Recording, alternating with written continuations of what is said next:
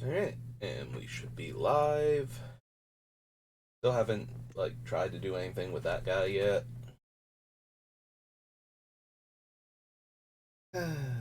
Probably did. I still think I did it wrong, because I don't think it should be showing, the little website, but maybe it is supposed to do that. There's probably a way to make it, if that is correct, there's probably a way to make it transparent so that the little pop-ups still happen there, but hopefully the little pop-ups will happen there when somebody actually follows the stream or something. I'll get the cool little notification and such. But anyway, we're back. We're building more Urza. Going through all of the premier sets, all of the core sets, all of the old beginner sets from the 90s, so all of our portal and starter things. And we are on all of the supplementals now. We did Conspiracy and the sequel. We are on Battle Bond now. I'm not expecting anything from Battle Bond, I don't think.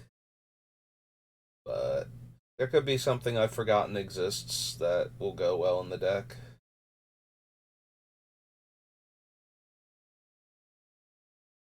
Yeah, don't really super care for Arcane Artisan, despite the fact that it does make um, token copies of any creature that you want to discard from your hand. So we can make that and then start copying it with the other token makers, but that's about it. Yeah, Brightling's not doing anything. Destroy target creature with power 4 or greater. All of the partner with cards are enemy colors, I believe, in this set, so all of those are out.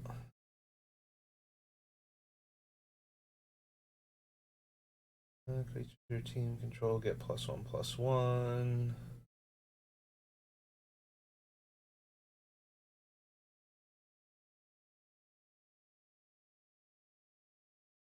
Yeah. 7 cards in exile game plan. No. Wafa Hazid. Huddle up.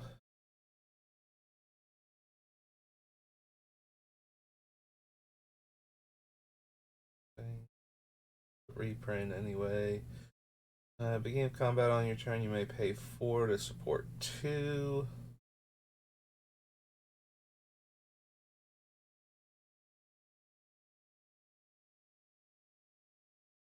7 mana, make target player draw 2 cards. No.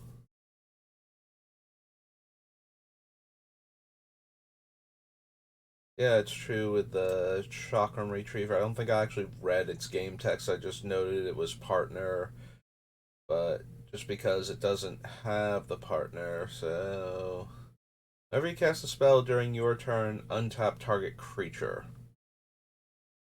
Nah, I don't think so. I don't think there's anything we'd be doing with that.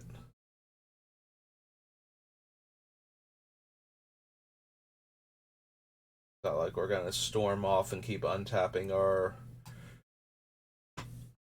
artifact mana source creatures.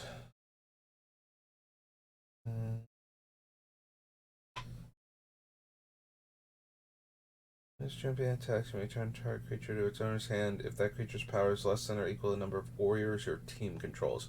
Well, we're soldiers, not warriors, so not really doing much.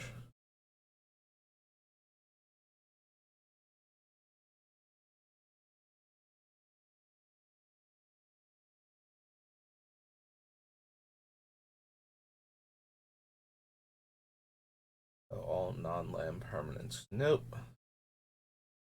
White tap, tap target creature. No.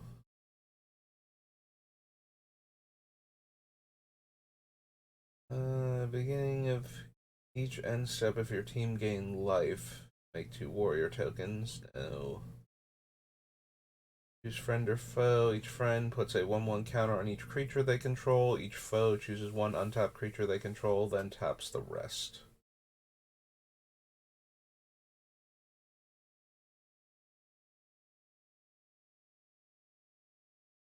Cast an instant sorcery spell during your turn. Deals damage equal to 1 plus the number of instant sorcery spells cast before that spell this turn. So awkwardly worded. You would think it would be equal to the number cast.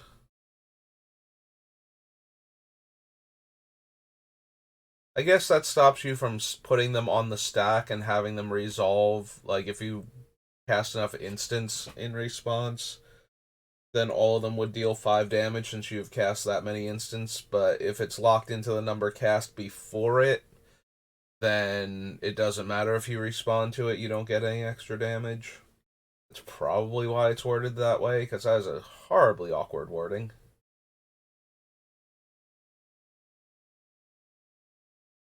Nope.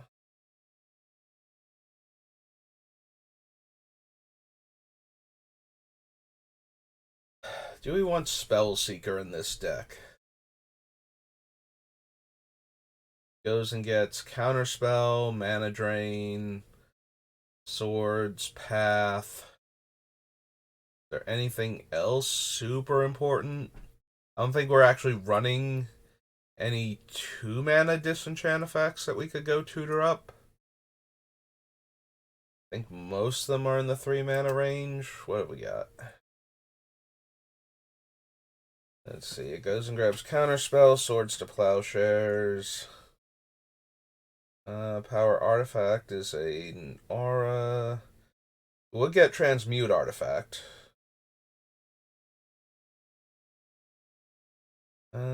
Can't get that. Can't get that. Here's instant or sorcery, right? I'm not forgetting this. Okay, instant or sorcery. So we can get Merchant Scroll in order to get like more expensive stuff. Enlightened Tutor, Mystical Tutor. Can't get those. Photon Reconnaissance Sphere, Thopter. Time Spiral, Turnabout. Memory Jar, Palancron, Drunk Diver, Metal Worker. And Dynamo, Squeeze. Six Study, Dismantling Blows 3. Long-term plans is 3. Bonus lightning cone. I did put Platinum Angel on the list. Sculpting Steel. Probably not gonna wind up running it this rate though. Narc, Mycosynth, Soul Scour, Engineer, Construct, Salvagers to do shenanigans with, Clock of Omens, Goblin Cannon, Rock Clan Ironworks. None of these so far. Beckoning, Arkham Dagson. Turn to Dust is 4. Can get Pact of Negation. O-Ring, Rings of Bright Earth, can't get Tutor. Canonist. None of these. Path to Exile. Hmm. Training Grounds, Elspeth, Liquid Metal Coating. Hmm.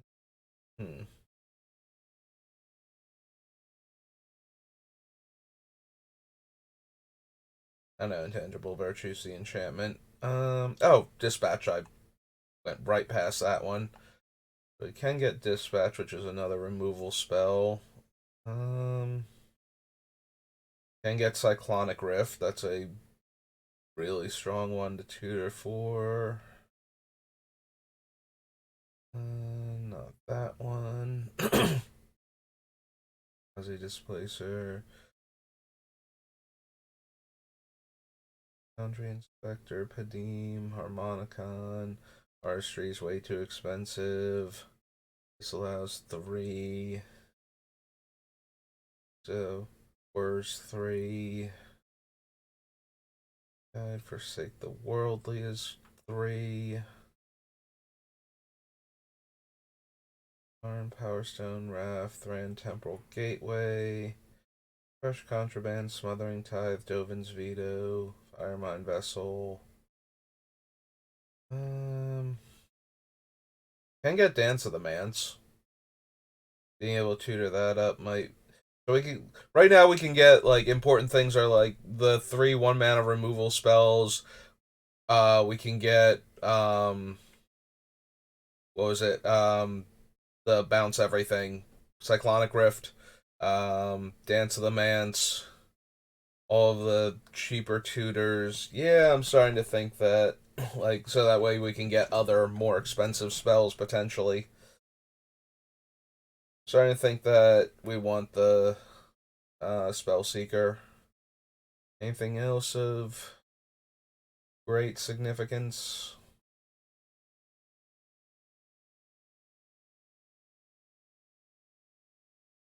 We can get Offer, but that's kind of worse than the other counterspell options. Though it is still a thing we can get if we've used those. Sun Titan Staff of Nin. I.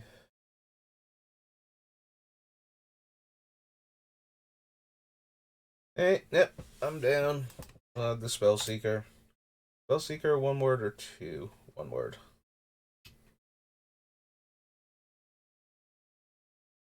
I still made it 2 words. 2 and a blue for a human wizard.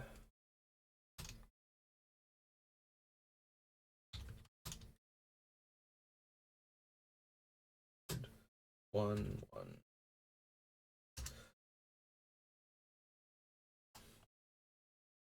Spellweaver Duo. Return target tapped creature to owner's hand. No. Rue, no.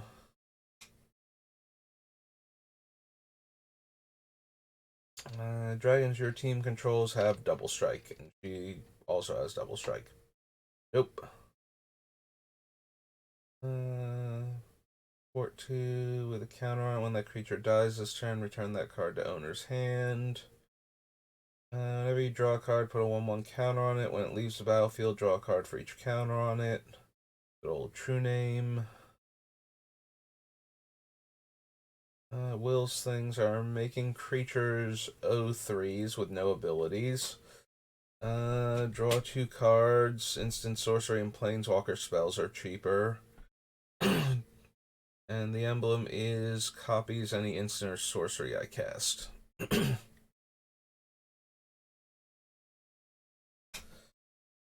Cinder Split, and her judgment is each friend creates a token that's a copy of a creature they control. Each foe returns a creature they control to owner's hand. At 5 mana, I think I can do much better than that. Alright, so that was Battle Bond. Oh, the Modern Horizon sets. Hooray. Hey.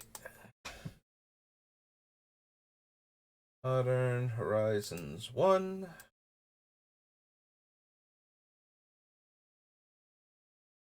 Alright. X, no. Answered prayers. Creature enters the battlefield on your control, gain 1 life. If it isn't a creature, it becomes a 3/3 with flying in addition to its other types until end of turn. Counter target spell, draw 2 cards, gain control of target non-land permanent with mana value 1 or less. Astrolabe.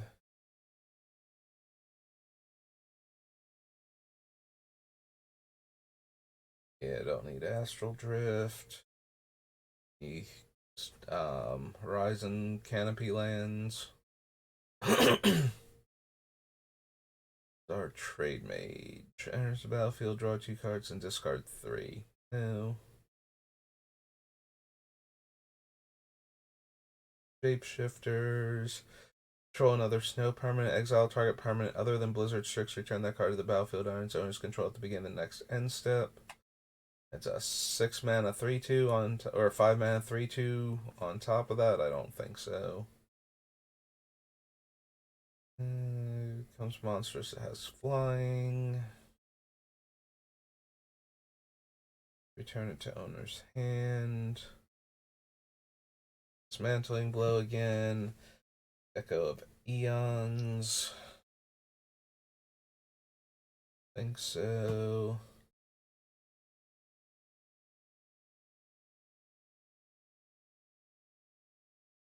What other set is this in? Oh, Strixhaven Mystical Archive. Okay.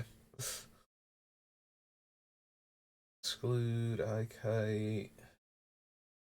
Face of Divinity. As long as another R is attached to an enchanted creature, has first strike and lifelink. Here, Farmstead Gleaner. Sliver Creature, Flusterstorm. Force of Negation, Force of Virtue. We want Force of Negation. We probably want to at least consider Force of Negation for the same reason that we're running all of the other. Not even close to the letter F. It's like all the way over here. Force of Negation.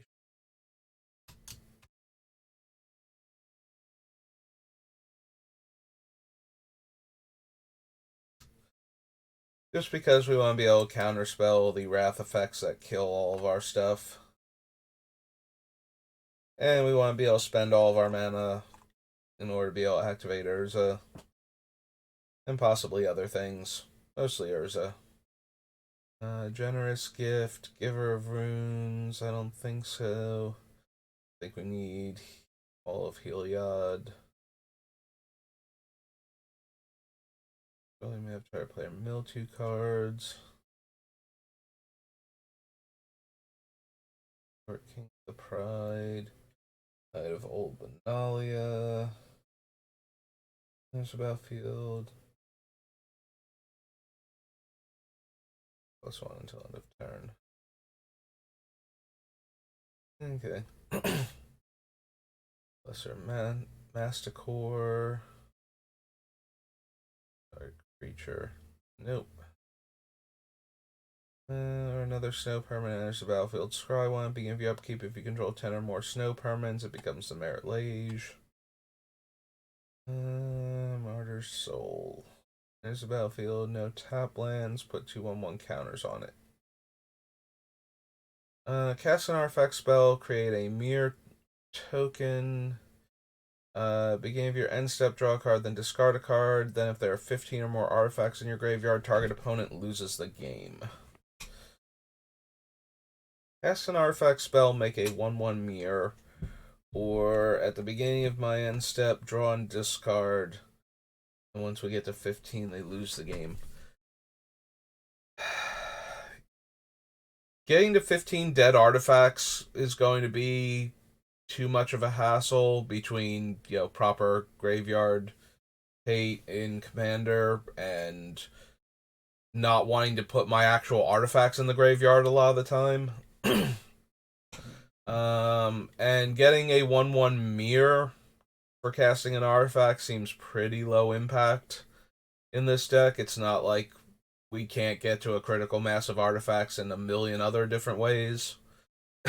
Excuse me.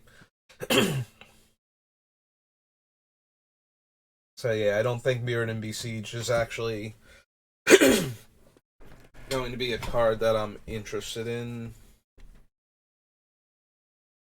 Create a token that's a copy of Miss Syndicate Naga.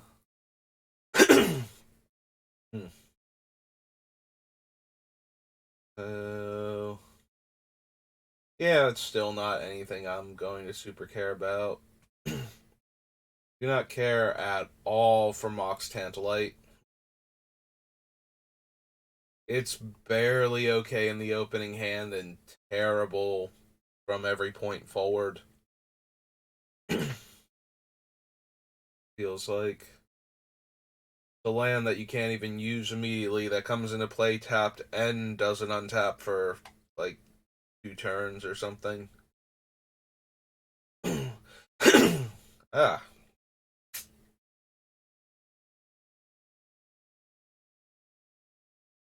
Creatures become 3/3s and draw a card. No.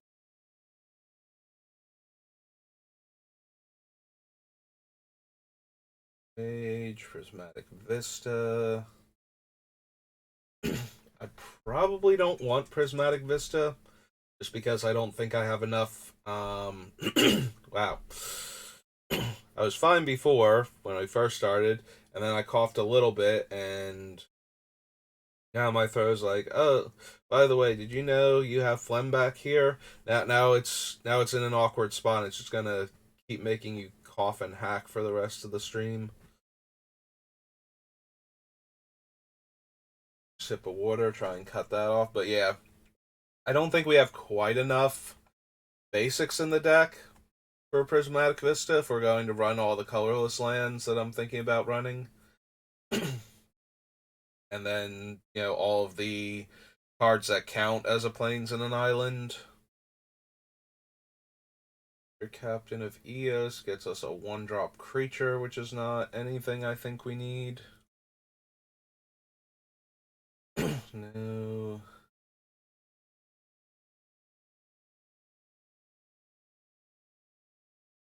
Target creature opponent controls. No. Modular 2, sacrifice an artifact, search your library for a construct card, reveal it, and put it in your hand, then shuffle. Alright, just out of curiosity, what are our constructs? I should have most of them.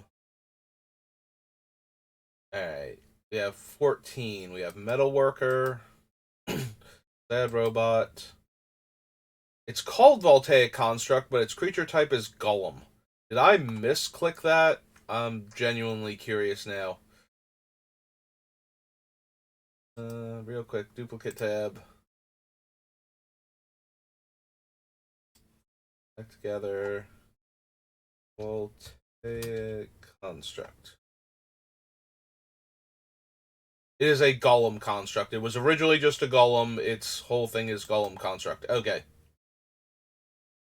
That would be so weird if it had construct in the name and was not one. Okay. So that is another one. So we do have 14 still. Stuffy Doll's a construct. Forge Master, Battlesphere, Foundry Inspector, Torrential Gear Hulk, Workshop Assistant, Scrap Trawler, Walking Ballista, but tutoring for it is terrible, Cityscape Leveler, Steel Overseer, Scuttling Doom Engine.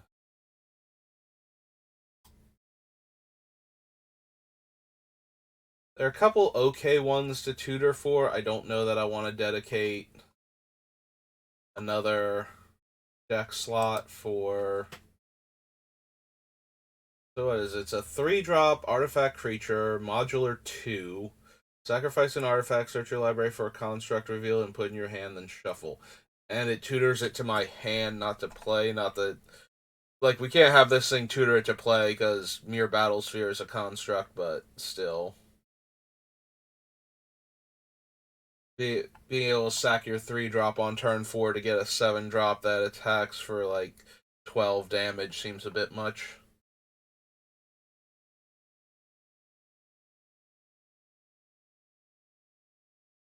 This one, make chill and get the worship emblem. Think so. Settle. Can't run Sisei. Sure, no. Soul Herder's okay, not amazing. Manifest. Spell Snuff. No.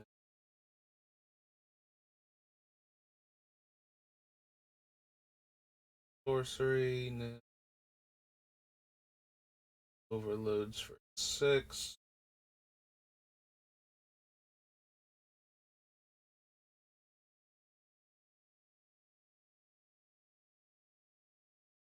Steel.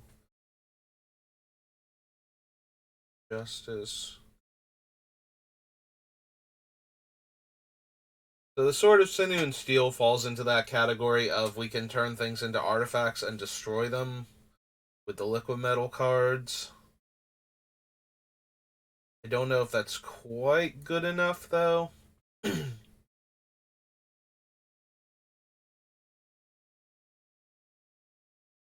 I don't know if I want to bother wasting the deck slot on it. Not running the talismans.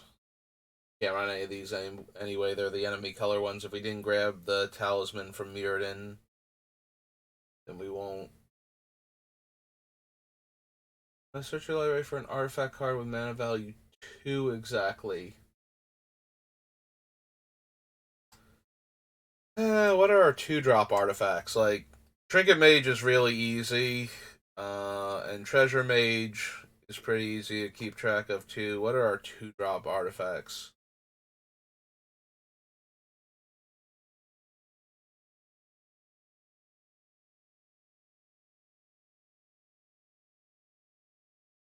Real quick, because I'm looking at. Yeah, I'm looking at this. It's like, why does Artifact look so weird? Because it's Artifact, not Artifact.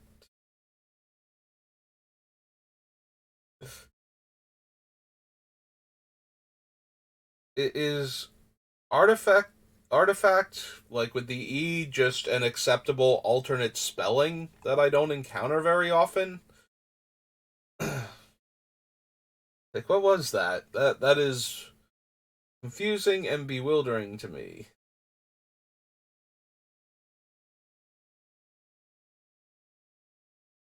Like, I'm looking at them and they don't look right, but I can't quite figure out what's wrong with them. And yeah, so Mind Stone's a 2-drop. That's one. The medallions, scroll rack. The Heartstone is a 3, and that one's a bit more important to the deck. Sphere of Resistance is a 2. Uh, Monolith's a 2.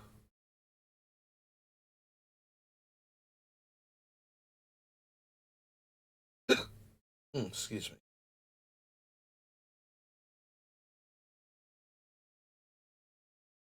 Lightning Greaves is a 2. Mere Retriever is a 2.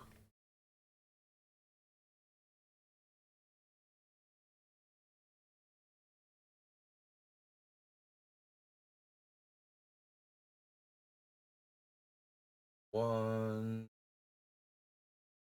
Story Signet's a 2.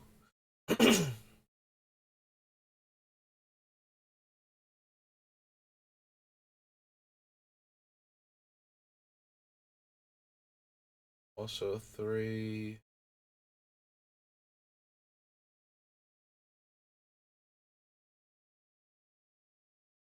Ethereum Sculptor's a 2. Aethersworn Canonist is a 2.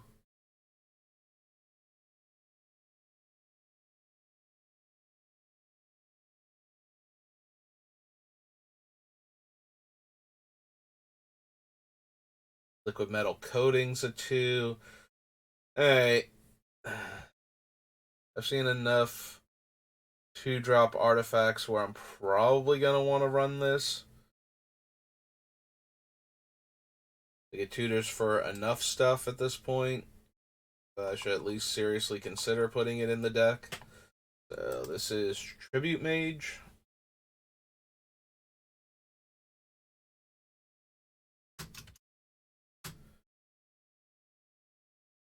It's a human artificer, I'm guessing. Oh no, it is a human wizard.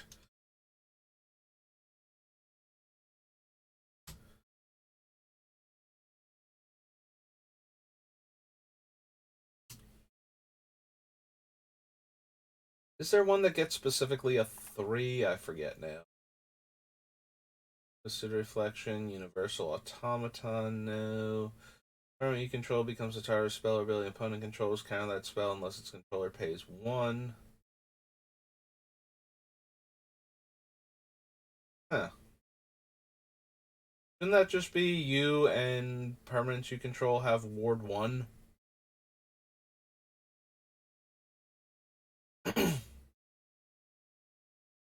There's a Lord High Artificer, absolutely.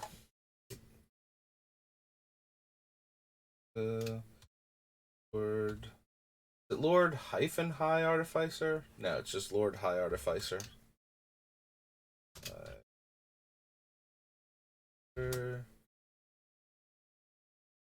Two blue, two, 1/4, 1/4. Hey, Valiant Changeling, Vesperlark.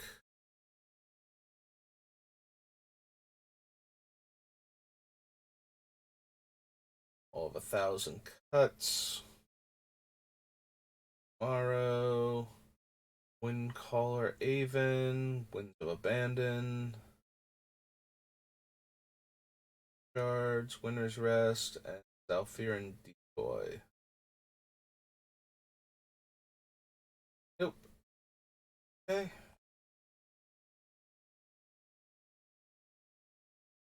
Horizon 2.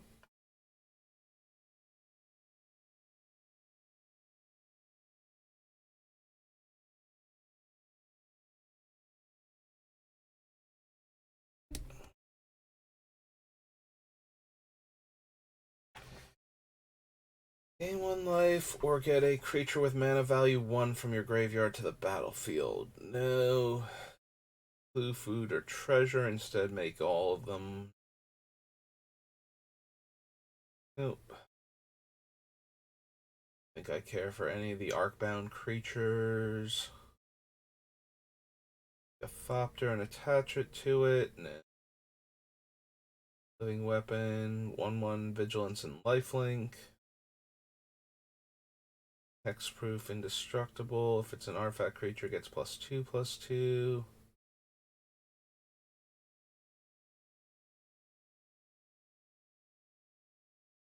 Destroy an artifact, destroy an enchantment, exile a card from the graveyard, and reinforce for white. Got a ton of relevant game text, but nothing that I super need and don't have already across like multiple other cards. Devour artifact 1, and it has flash and vigilance. Reveal the top 2 cards of your library. Put one of them in your hand and the other in your graveyard. If you put an artifact card in your hand this way, gain 3 life. Nope. One or more 1/1 counters are put on the Constable. Exile up to one other target non-land permanent until it leaves the battlefield.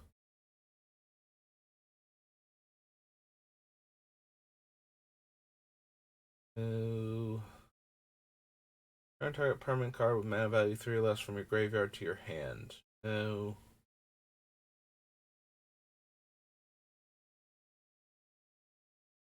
Just lose all abilities. Beginning of the end step. Sacrifice Dress Down. Oh, there's Esper Sentinel. We might be interested in. Esper. No?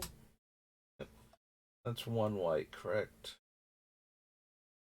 Artifact Human Soldier.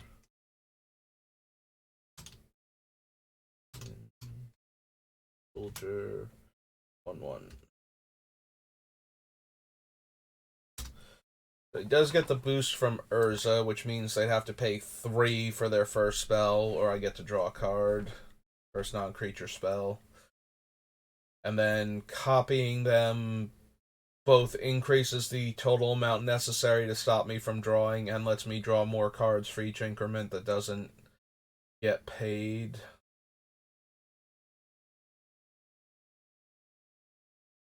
Affinity for artifacts, flying, and cascade.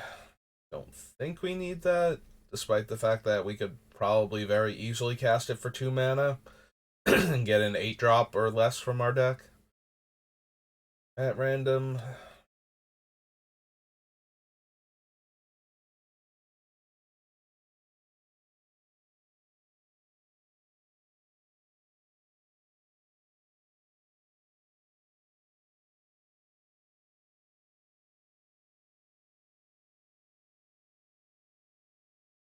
Creature dies, put a 1/1 counter on Guardian Kieran.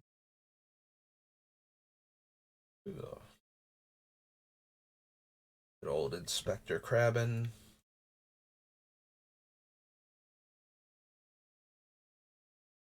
Trail, no. Junkwinder, no. Weapon, indestructible. +5/+5, first strike, trample, indestructible, and haste. Adapt 1. It gains double strike until end of turn. There's Liquid Metal Torque, which is also a 2-drop artifact.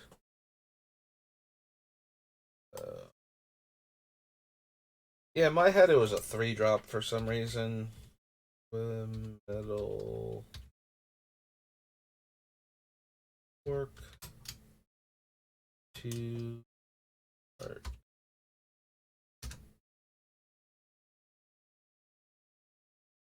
Focus, Lucid Dreams, Gargoyle, Journey,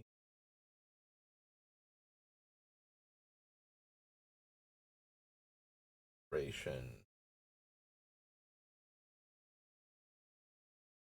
Alien, Darktide Regent.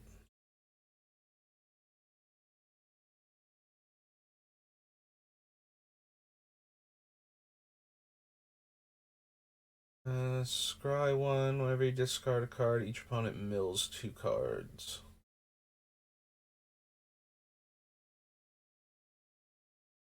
You get +1/+1 for each artifact and or enchantment you control. That falls in the same category that those other ones kept getting into, where it's like, yes, it will be huge because we have so many and we can make so many, but once it gets really huge, we have already won the game.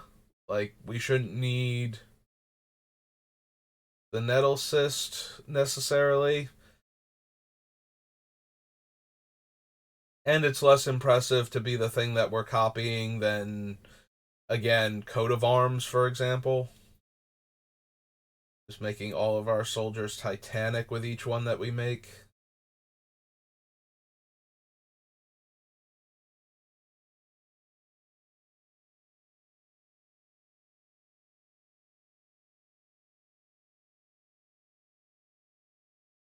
I don't think that we need Nettlesys, even though game text wise it works perfectly with a lot of the things that we're doing.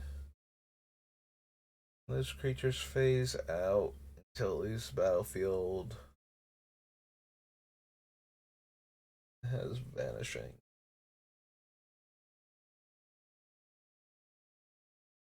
Piercing Rays, Power Depot, Prismatic Ending, Visionary. Yep, there's, it's called Razor Tide Bridge. And Razor Tide Bridge.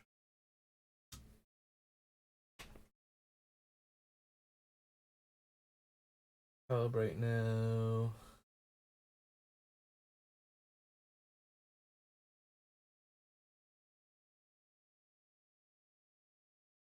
Yeah, I was looking at Power Depot, but since it's not indestructible, I don't see the intense need to add it to this deck.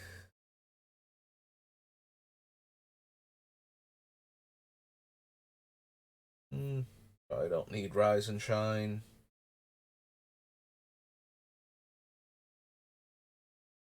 Prelate, Sign of Draco. Yeah, I got the chance to do another Modern Horizons 2 draft in paper a couple days ago for FNM, and I wound up having Rise and Shine in the deck with like 3 of the blue green Mole Drifter looking guys that make clue tokens instead of just straight up draw you the cards, and a whole bunch of artifact lands and some other stuff that could make either food or clue tokens. And When I did get to cast Rise and Shine, it was absolutely lethal. Like, hey, all of the lands I just tapped for mana, like, three of them are now indestructible 4/4s, and in the meantime, I'm attacking you for 16 with my clue tokens. Seems seems pretty good. Did lose one round though, partially to mana complications. My deck is mostly green blue, and I drew forests and all of my forest slash other off color so that I could cast the sweep the skies, which will be down here, uh, where it's like converge, make that many 1/1 flying Thopter tokens. Right, so we don't want Scour, we don't want Scuttletide. Every creature attacks you or a planeswalker you control, investigate. Hmm. Necessary. Choose a card type. You and creatures you control have protection from the chosen type. Flying. Runner's hand only if it's on the battlefield or in your graveyard. Canyon.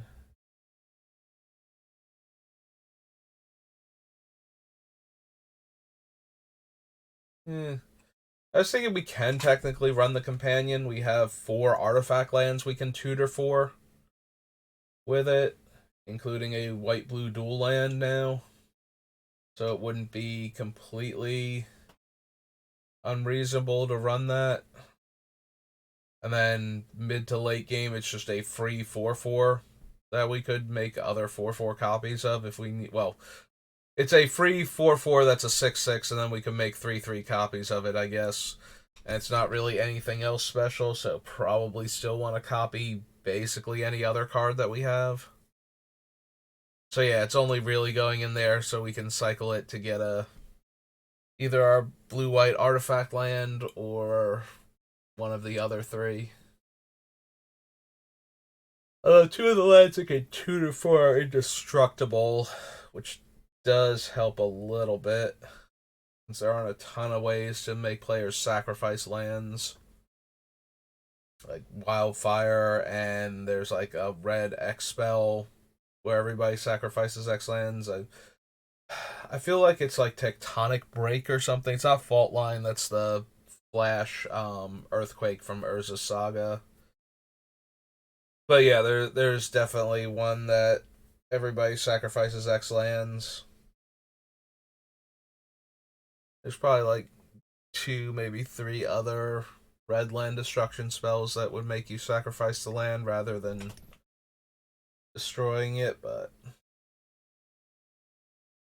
anyway.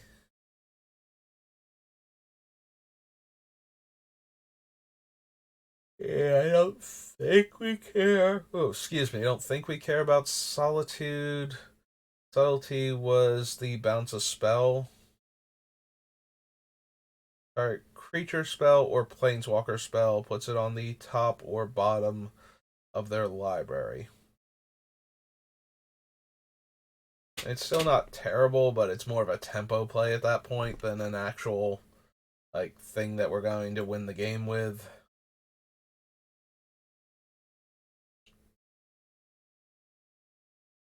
There it is, sweep the skies. Sort of Hearth and Home. Up to one target creature, get land from their deck, and then put both of them onto the battlefield.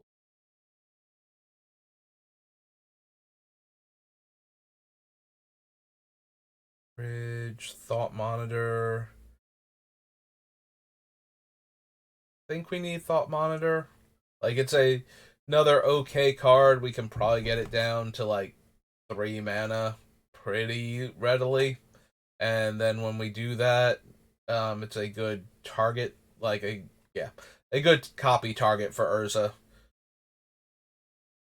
to let us draw more cards to try and find other things.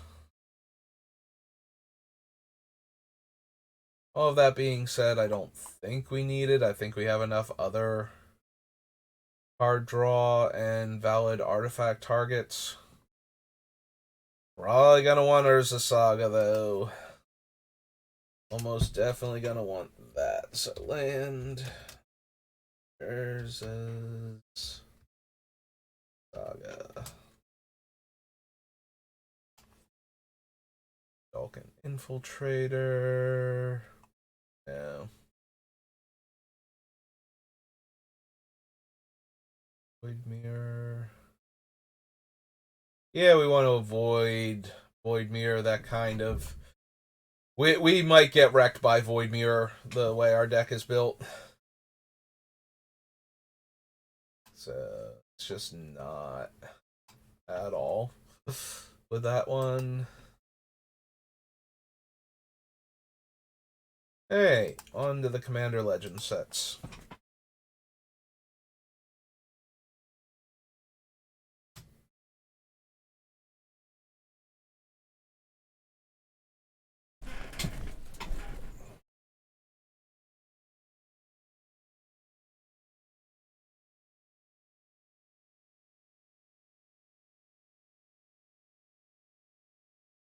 Alright.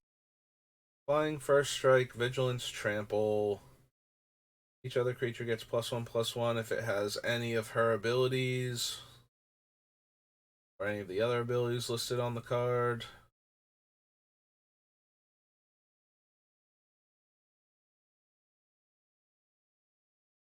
And Chroma's Will gives it a whole bunch of those abilities. Enters the battlefield, put a 1/1 counter on each of up to 2 other target creatures. Whenever a non-token creature with a counter on it dies, make a spirit. Axe. Target non-salamander creature. That creature's controller makes a 4/3 salamander token. Ancestral Blade. Angel of Dawn. Whenever a creature attacks you, you may pay, or whenever a creature attacks, comma, you may pay 3. When you do, put a 1/1 counter on that creature. You become the monarch. As long as you're the monarch, damage doesn't cause you to lose life.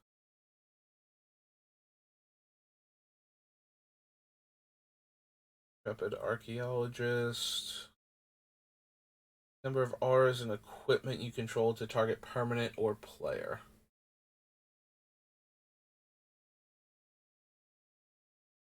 Look at the top 6 cards of your library. You may put an aura equipment from among them onto the battlefield. If an equipment is put onto the battlefield this way, you may attach it to a creature you control, put the rest on the bottom in a random order. And your fleet admiral. Blocked by creature monarch controls.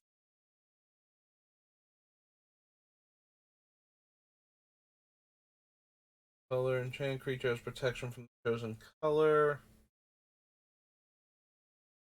Black Blade Reforge is a reprint. Deals combat damage to a player. Destroy target non-land permanent of that player's choice that one of your opponents control. Another one where if we made enough of them and they were getting out of hand, they would be out of hand anyway and we'd just be winning the game, so. Cards in your hand, you have no maximum hand size. 5 knowledge is dealt damage, draw that many cards.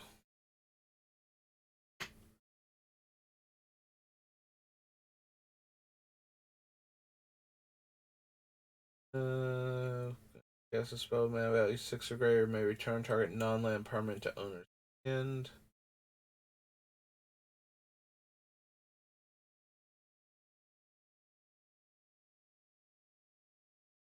Creatures previously in protection from a color that's not in its color identity.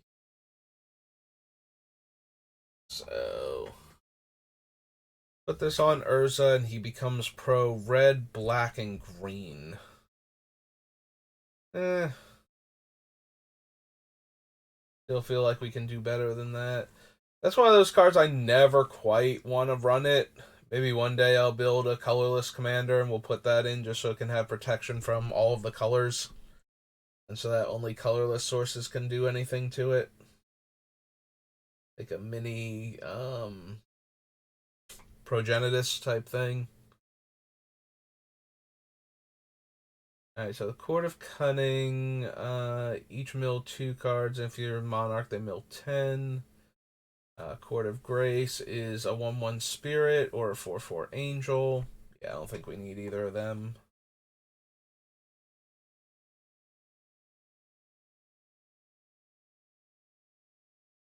You would scry any number of cards, draw that many cards instead. As your opponents cast the target one or more commanders you control, cost 3 more.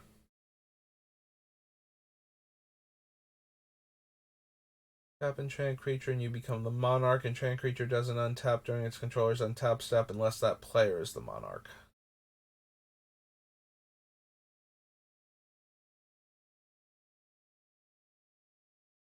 Oh, Flood of Recollection.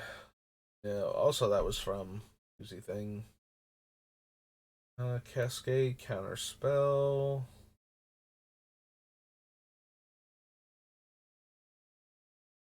Ghost of Ramirez. Creatures with toughness 3 or greater. Deals combat damage to a player. Choose up to 1 target card in a graveyard that was discarded or put there from a library this turn. Put that card into its owner's hand. Tap X untapped artifacts you control. Look at the top X cards of your library. Put one of those cards in your hand and the rest into your graveyard. Partner. I don't think so. Like, yes, we can definitely look at a lot of cards and get the best one, and sometimes we want stuff in our graveyard, but still. If you would lose unspent mana, that mana becomes colorless instead. All breakers banned. Let's return this to. Oh, return target artifact you control to owner's hand. Not necessarily that one. Oh wow, there's 3 pages for this set. Slayer, no. Shy, the Dragon Speaker. Opponent casts a spell, put a 1/1 counter on it, and it has flying. Okay, not really doing anything we need. New Kangi is flying vigilance. Attacks. Attacking creatures with flying get +2 power. When it blocks, blocking creatures with flying get +2 toughness. Lieutenant attacks. Attacking creatures with flying get +1/+1 and has Encore. Beginning of each opponent's end step, if that player controls more creatures than you get a soldier. If player controls more lands than you, search your library for a basic plains card and put it onto the battlefield, tap, then shuffle. Yeah, still don't know how many actual basic lands will be in the deck, unfortunately. Thinking life. Choose another target creature. Its controller may exile it with an Aegis counter on it. Return all exiled cards with Aegis counters on them to the battlefield under their owner's control and has partner.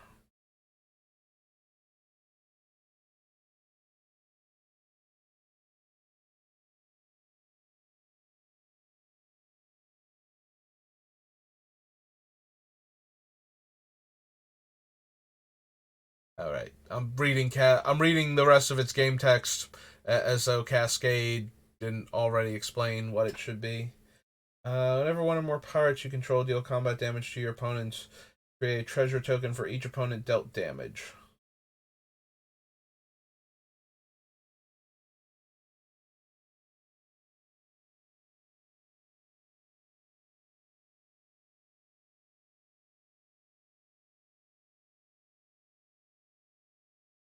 Merchant Raiders or another pirate enters the battlefield under your control. Tap up to 1 target creature. Doesn't untap as long as you control Merchant Raiders.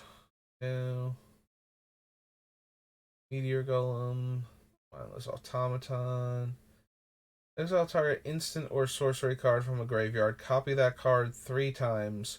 You may cast copies without paying their mana cost and exile Mnemonic Deluge. One day I'm just gonna build a stupid, overcosted blue instant sorcery deck with things like this and enter the infinite and whatnot. And we're just gonna try mnemonic deluge time stretch and take um 6 turns in a row, so 7 turns in a row from one card being cast. And we'll see how the opponents enjoy playing against that particular deck before I take it apart because it's either too weird and doesn't work right, or too boring because it works right all of the time. Probably that first one, just from the sound of it.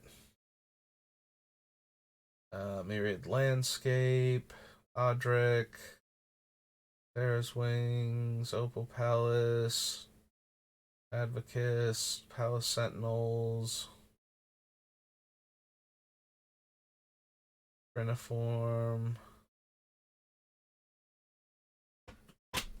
There's also that triplicate golem that's better than the Triniform for the most part, but that is an amusing thing to imagine copying with Urza, where I create these 3/3s that die into 3/5/5s while Urza's out. Like it's 1/3/3, but if you kill it, I get 15 power worth of creatures real quick to replace it. Feels like another one of those tricks that's more funny than actually good. As long as it's your turn, creature tokens you control get +1/+4, and 4 mana make a soldier. Yeah, giving my guys +1/+4 probably isn't relevant.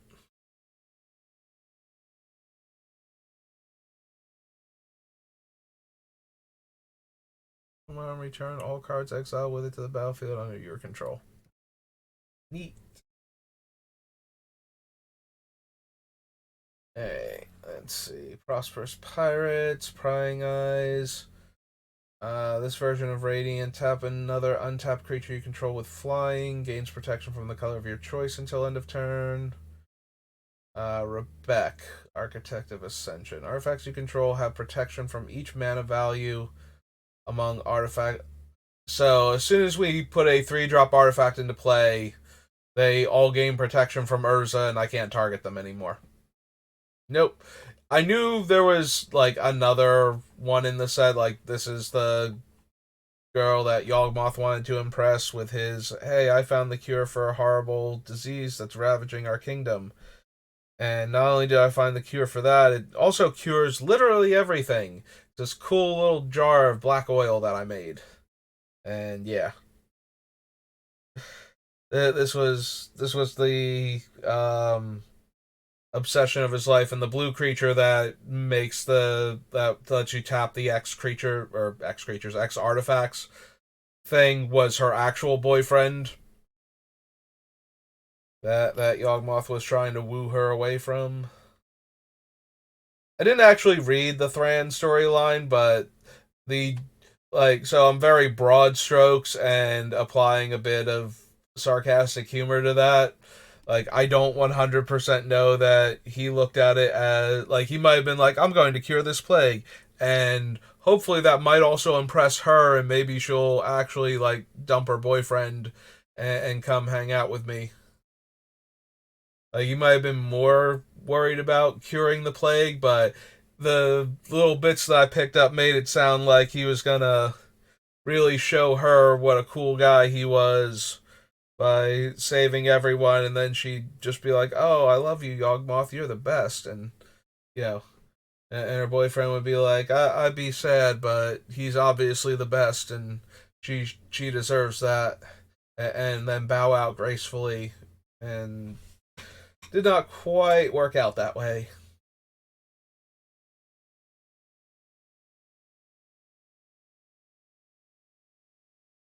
Another creature you control, except as Sakashima's abilities, and the legend rule doesn't apply to permanents you control.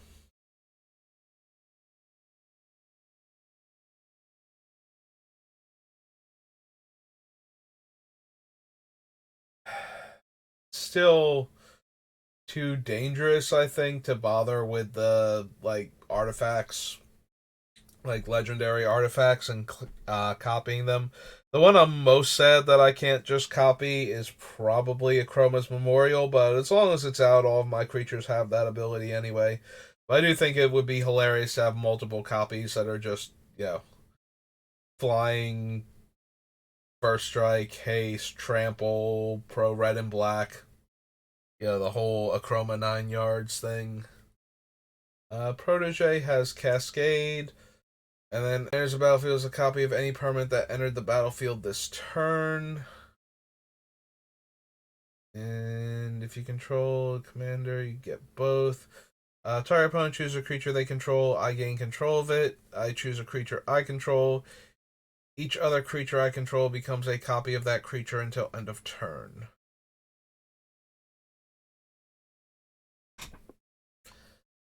Yeah, I don't think I need that. I don't want to lose Urza's abilities and buff just in order to make him and everything else a copy of something. Most of the time. Every once in a while, it probably would probably be really good, but for the most part, I don't think it would be.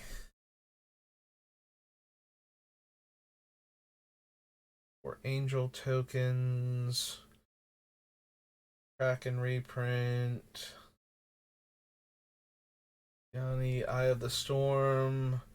Attack, scry X, where X is the number of attacking creatures with flying. Okay, and we got one more entire page of this, so go ahead and take a look at those. Animator, Skywhaler shot. Destroy all creatures and planeswalkers except for commanders. Yeah, probably not. I want to keep my army of dudes that my commander is making. No. Thinks of the second sun. Beginning of your post-combat main phase, there's an additional beginning phase after the phase. Phase includes untap, upkeep, and draw. But we have no cool upkeep effects that we want to keep triggering over and over again, so Sphinx of the Second Sun is just draw an extra card in a weird way and untap some of your stuff. So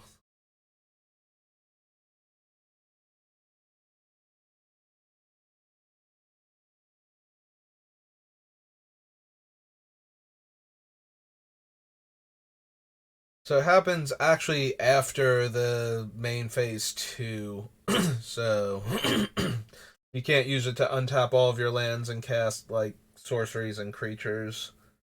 You can, however, tap out by casting sorceries and creatures and then untap afterwards, so there's that, but yeah, as cool as the design is on that card, you really need good upkeep effects.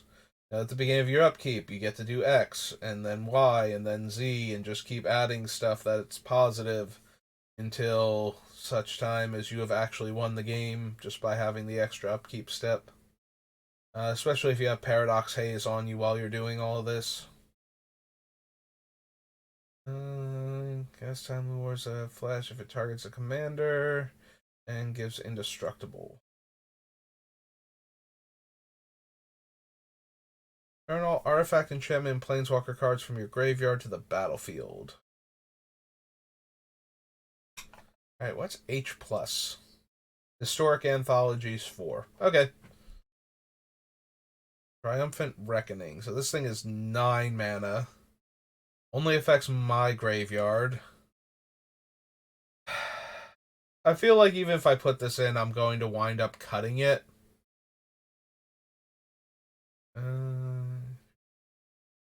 Controls attacks during its controller's next combat step if able. Okay. No, I was reading the Trench Behemoth because I kind of skipped over it to look at Triumphant Reckoning, rather. And while it is certainly the type of thing I want to cast and have resolve in the mid to late game, I am concerned that my graveyard will not be there when I go to cast this thing, and that I'll draw it when I can't use it and don't have enough card redraws or anything else to make up for the fact that I have a 9 drop in my hand that's basically doing nothing and has a high chance of drawing, like, it has a high chance of drawing counter spells unless all the counter spells were spent stopping the original, like, artifacts, enchantments, and planeswalkers I was trying to cast, at which point we get to sneak a Triumphant Reckoning through and get all the stuff back, but that seems pretty unlikely, all things considered. So,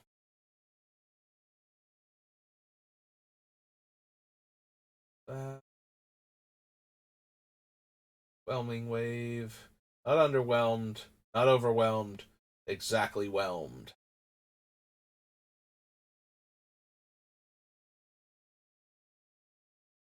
Wrong turn, which has always amused me, but isn't particularly good. Hey, Commander Legends, Baldur's Gate.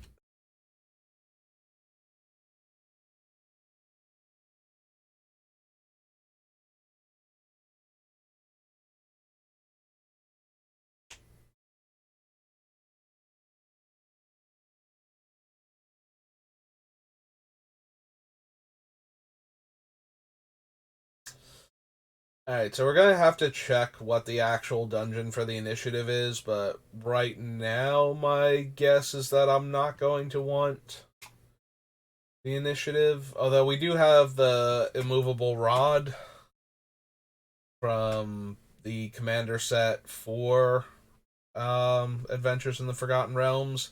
That one was okay to make copies of, since it's a decent stall card. I still don't know if I'm even gonna bother running that though. Like, it's a decent stall card, but having to spend 6 mana to make a copy of it. And again, once we start making significantly cheaper copies of things, I don't think we want to waste time on anything that dirtles. We want to get the stuff that actually either completely shuts down the game, opponents can't do anything, or gives us the infinite resources that we need in order to just attack and kill everybody. Because we did the thing. Adrian Gorion's Ward. Well, any number of other non-land permanents you control until he leaves the battlefield, and make a 1/1 soldier creature token for each permanent exiled this way. Creature entering the battlefield under opponent's control causes a triggered ability of that creature to trigger. You may copy that ability, and you may choose new targets for the copy. Is okay, but not anything that our deck is looking for. 6 target non-land permanents to owner's hand. Up to 1 target attacking creature can't be blocked this turn. Return that creature to its owner's hand at the beginning of the next end step. Alright, Ancient White Dragon makes 1/1s. Ancient Blue Dragon draws cards.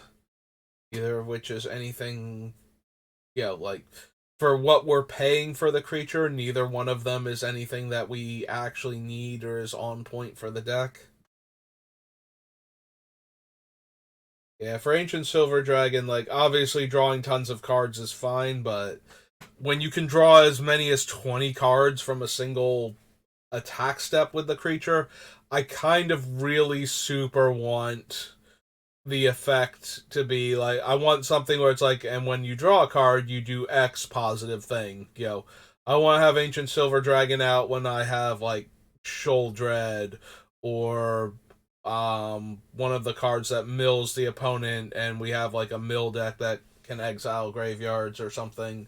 So that way I draw 20 cards and all my opponents have to mill, like, 40 cards, and hopefully we're exiling them instead of actually milling them, so that way we don't get Eldrazi triggers and such. And we just keep doing that until we win the game. But yeah, I don't just want to draw 20 cards. As a general rule, like, okay, yes, I want to draw 20 cards, but I don't want to keep drawing 20 cards every turn.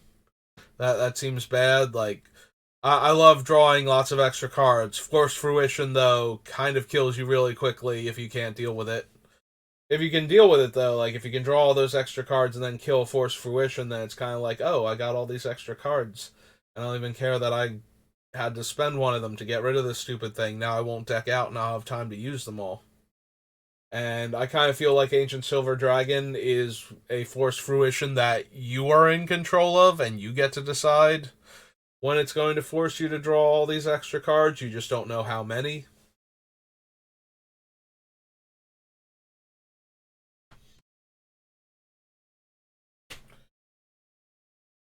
Yeah, if Ancient Silver Dragon were to draw up to that many cards, I'd probably be more inclined to run him in other decks, but I'm spending 8 mana on this creature, and then I have to connect with it, and then I get to draw all my cards, and that seems like too many hoops to jump through if I'm not going to win the game on the spot, so I kind of need something that wins me the game for having drawn anywhere between like 2 and 20 cards, basically. Like, yes, you can roll a natural one, but I have to believe that with Ancient Silver Dragon, you're going to be drawing like 5+ cards most of the time. And drawing a full, fresh hand is obviously good, but I still, for my 8 mana investment on my does nothing to protect itself dragon, I kind of really need it to draw me those cards then, because otherwise it's just going to eat a removal spell, and then I'm going to be sad because now I'm still losing this game because I had no cards in my hand and I desperately needed to draw some. Ancient Silver Dragon is one of those cards, like, the actual game text is amazing. Like, you read this thing and you're like, yeah, no, I always want to do that. But then you look at it, it's like, it's an 8 drop. It has no ward or anything. Like, if it just had ward, some amount of mana, probably still wouldn't be good because you needed 8 mana to cast it. But there's like reanimator strategies at that point that would make it worthwhile. Also, Ancient Silver Dragon, good with reanimator. If you can sneak it into play very quickly, then you can draw a ton, discard all of your expensive creatures, keep all of your cool reanimator spells, and actually do the thing with the dragon. So Ancient Gold Dragon kind of needs to go in a deck with a go wide token matter strategy or a go wide flyers matter strategy. Like, either one of those two is really good with the Gold Dragon. It still falls in the same category of you have to cast it, it has to successfully like pick up a Greaves or Lightning Boots or something and then get in for damage. Otherwise, it's just a terrible play. But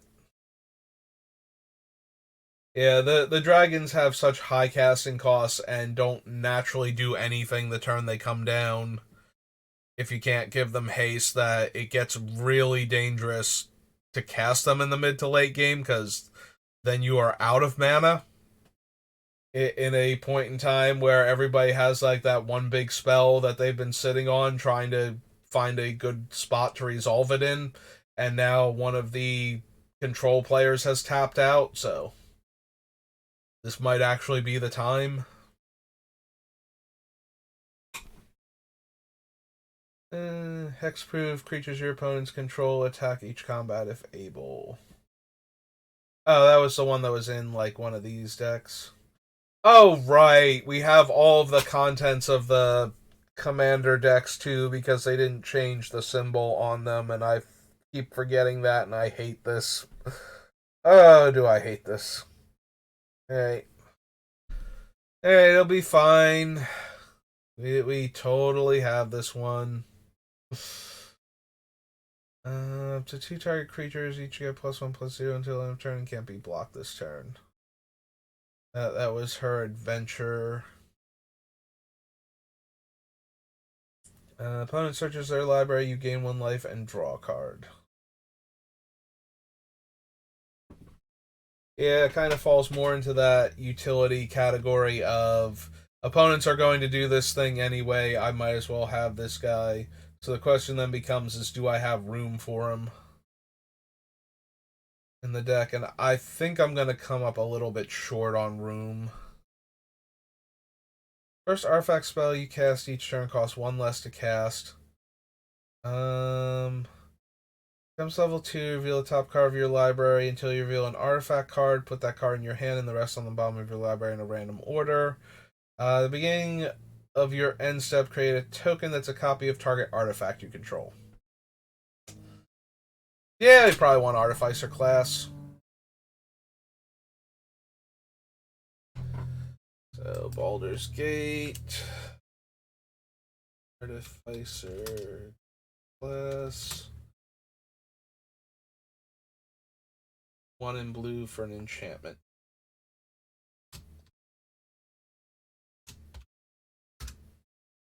Alright. And from Avernus is creatures and planeswalkers. Things we have, but not enough of.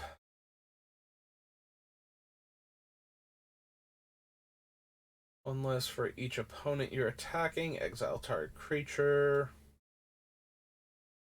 Enters the battlefield. Create 2 tokens that are copies of target non-creature permanent, except they're 3/3 dragon creatures in addition to their other types, and they have flying. So this is one of those cards that you can go infinite very, very easily with. So it enters the battlefield and triggers to create 2 tokens that are copies of a target non-creature permanent. So you choose things that suddenly having 2 more copies or 1 more copy of each of them.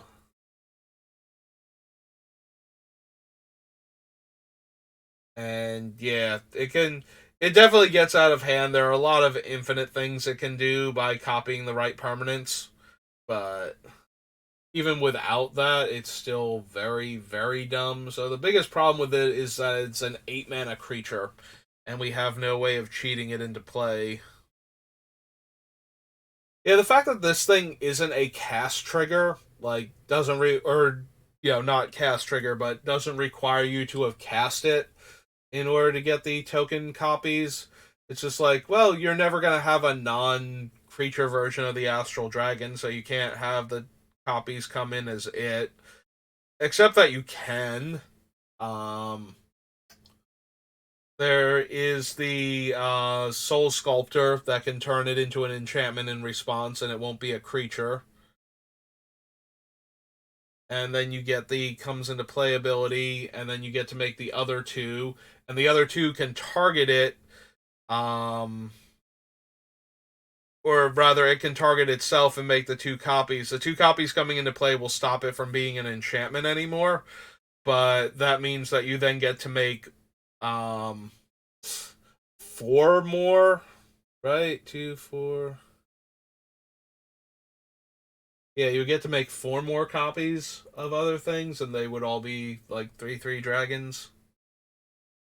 I don't think we're going to bother running it. We have enough other basically infinite stuff that we can do that we don't need the Astral Dragon. But yeah, Astral Dragon is just dumb. Really good if you want to make copies of like Panharmonicon and then blink this guy. Just get infinite copies of 3/3 flying Panharmonicons.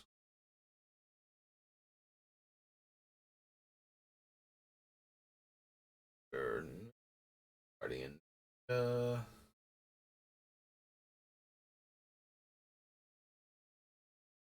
Yeah, the Guardian Naga also falls into the category of exiling an artifact or enchantment.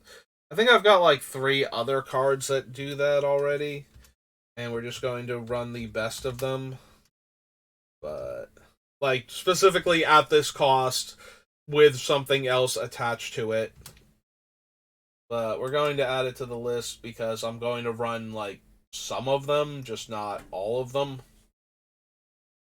Spell target non-land permanent opponent controls and all their non-land permanents that opponent controls with the same name as that permanent until banishment leaves the battlefield. Basilisk Gate. Increases the number of gates you control. Deals combat damage to a player. Draw a card if that player has more cards in their hand than each other player. Then you create a treasure token if that player controls more lands, and you gain 3 life if that player has more life than each other.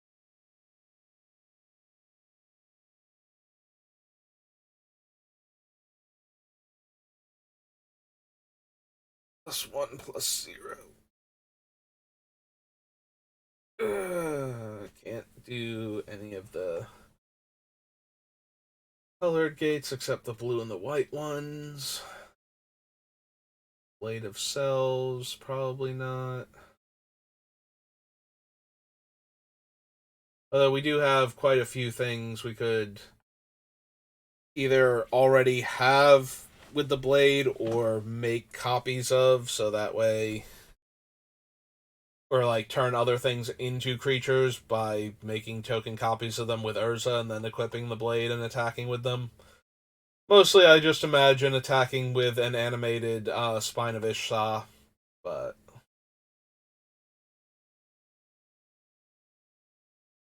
Walrus, Bygone Bishop, Campfire.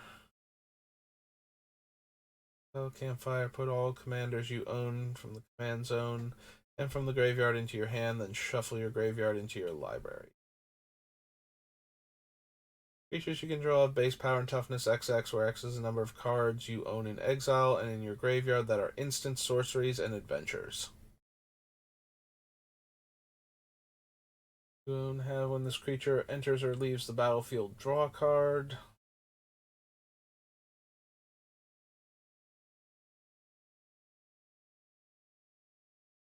Serpent.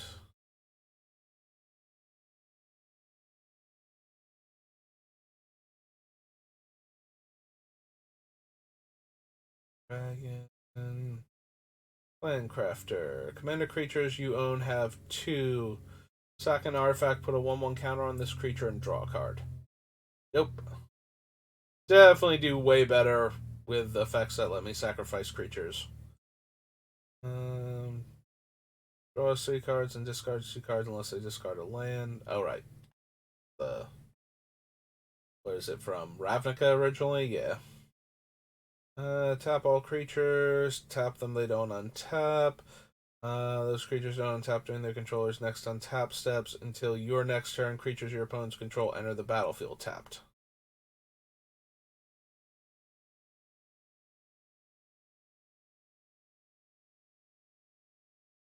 Fox, make a bear, or roll a natural 20, make a goat.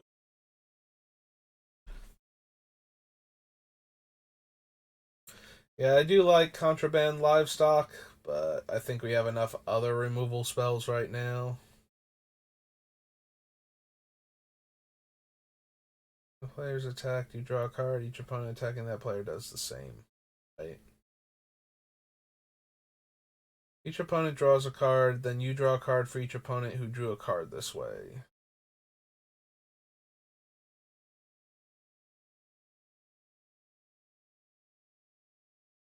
One or more lands enter the battlefield under opponent's control without being played. Search your library for a plains card, put it on the battlefield, tap, then shuffle. Do this only once each turn.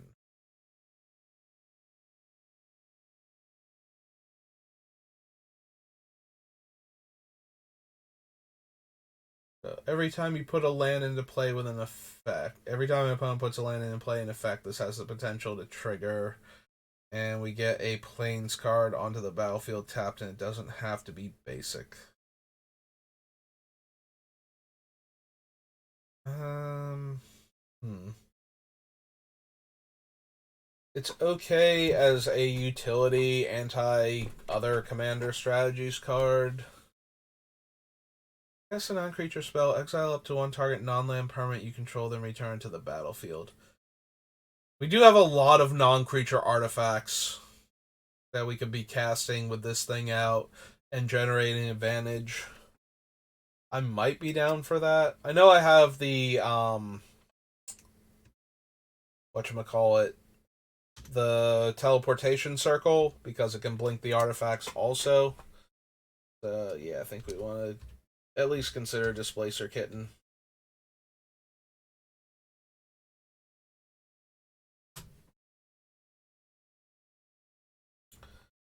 3 blue for a 2/2 cat beast.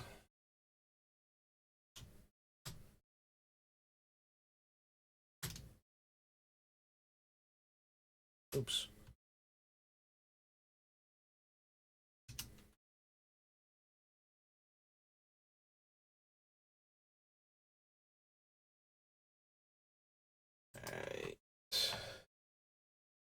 Alright. Target player gains control of up to 3 target non-attacking creatures until end of turn. Untap those creatures.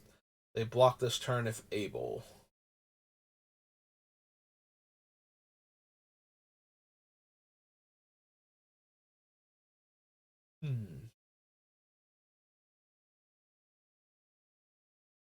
Real works mole. Commander creatures you own have room abilities trigger twice. Battlefield tapped. You take the initiative, gain 3 life, draw a card, and make a treasure.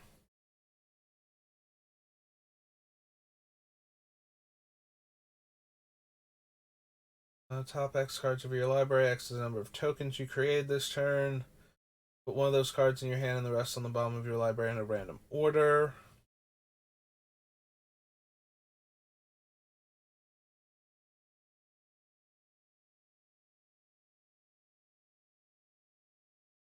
Scry 2. -3. Exile the top card of your library. Create a number of 1/1 blue fairy dragon creature tokens equal that card's converted mana cost.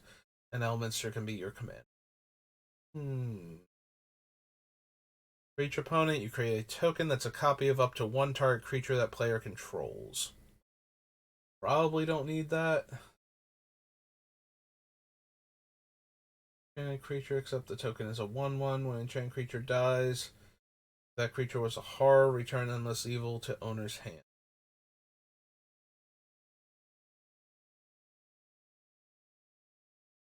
Wild's Exotic Orchard. Right, between the commander decks and the actual set, this one has 4 pages. Seems excessive.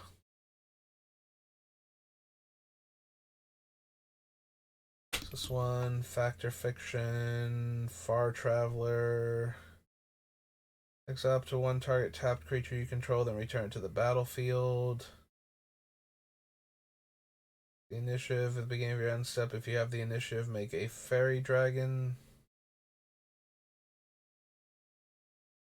1 or more non-token creatures you control deal combat damage to a player. Create a 1/1 blue fairy dragon with fly.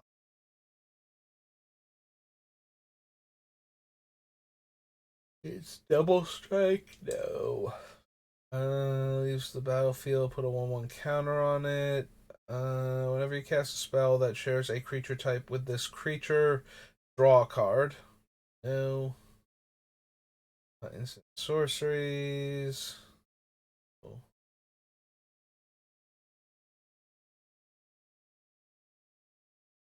Don't think we need Fraying Line. When you cast an instant sorcery spell from your hand, you may cast up to 1 target card of the other type from your graveyard. If a spell cast from your graveyard this way would be put into your graveyard, exile instead.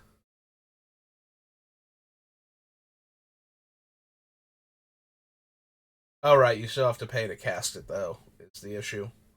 I'm looking at going, how is that not insanely broken? And it's because it doesn't say without paying the mana cost, so you can, like, if you spend the 1 mana to cast a cheap instant, you can cast a sorcery from the graveyard, but it's an 8 mana sorcery, you still have to pay the 8 mana, so. 1 through 14, cast the exiled spell for as long as it remains exiled. Spend mana so or mana by any color. They cast the exiled spell without paying its mana cost for as long as it remains exiled.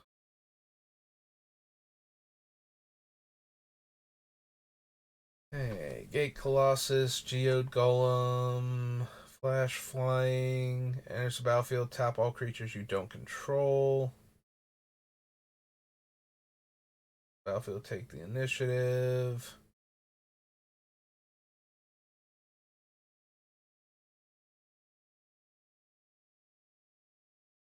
Oh, commander, that's a creature or planeswalker.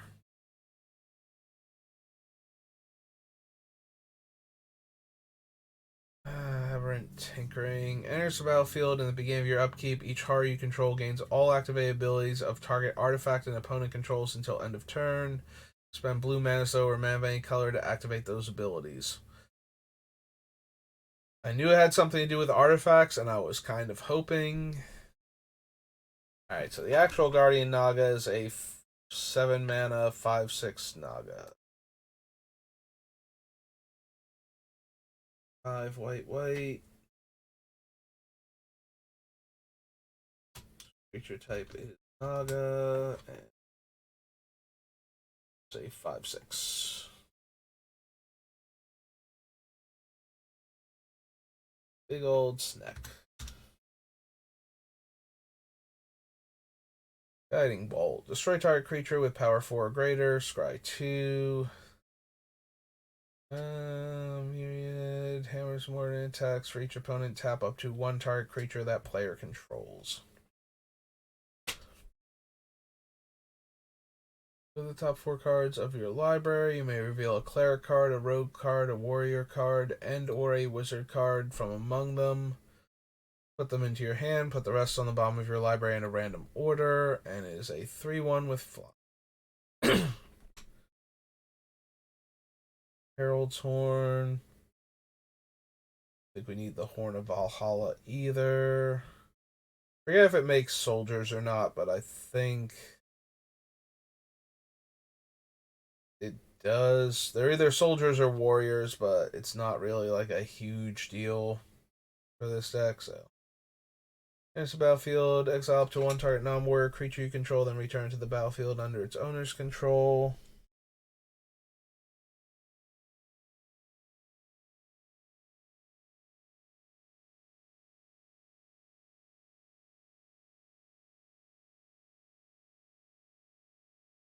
Beginning of your end step, if you have the initiative, draw a card. Draw another card if you've completed a dungeon.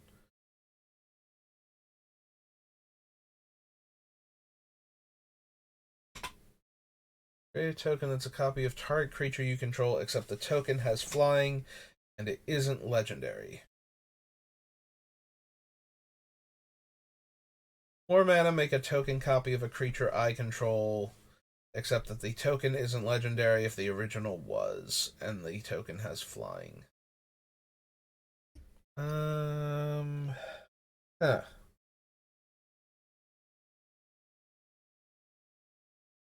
Certainly possible.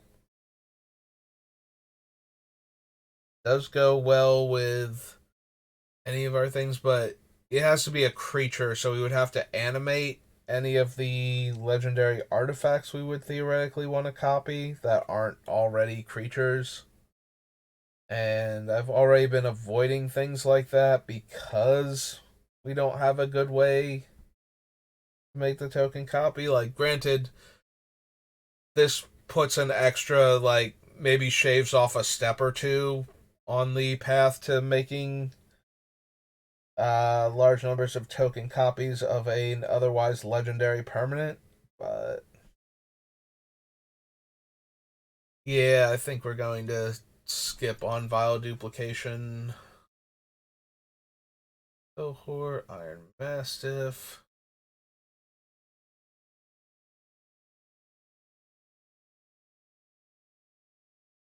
Opponent. Nope. There's a battlefield. For each opponent, tap one of their things. Those things don't untap. Star, Kenku, Artificer. Put 3 counters on 1 target non-creature artifact, becomes a homunculus with flying.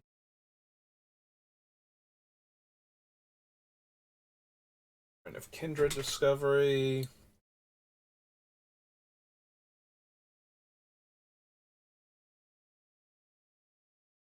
If 1 or more counters on a creature or planeswalker you control or on yourself, you may put that many plus 1 of those counters. Instead, exile a non-token creature, then roll d20. Return that card to the battlefield. Oh, all non-token creatures control, then roll a d20. I miss out on too many of the artifacts that I would want.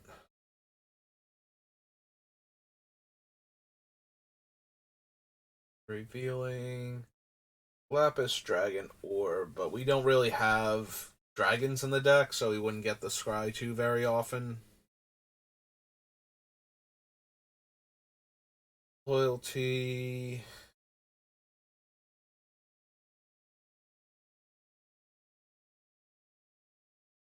Some balance. Who is a reprint from one of the commander decks?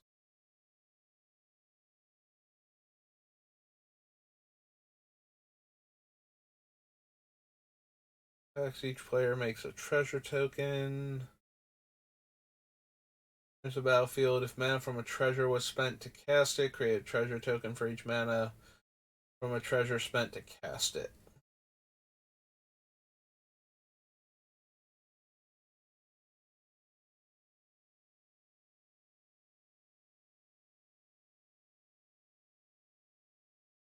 This is Golem. Trample, ward, discard a card. Whenever it becomes crewed for the first time each turn, if it was crewed by exactly 2 creatures, whenever this creature deals combat damage to a player, draw 2 cards. So yeah, we would have to actually crew it is the problem. So making animated copies of it just means we have what would effectively be 3/3 trample, ward, discard a card, token creatures. But without giving them any other game text, the ward portion is kind of nothing then.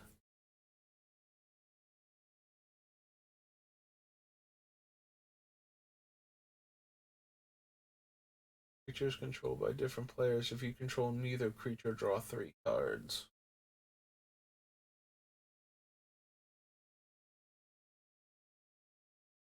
For opponents who are dealt combat damage.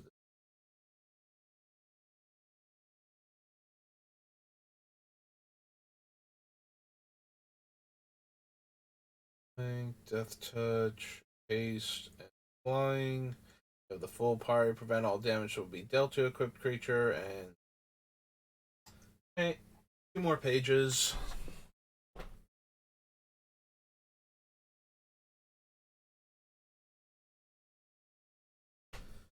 Deals combat damage to a player. Sacrifice mystery key. If you do, draw 3 cards. Enters the battlefield, exile target player's graveyard. Deals combat damage to a player. You may put a creature card exiled with the Nautiloid ship onto the battlefield under your control and cruise for 3.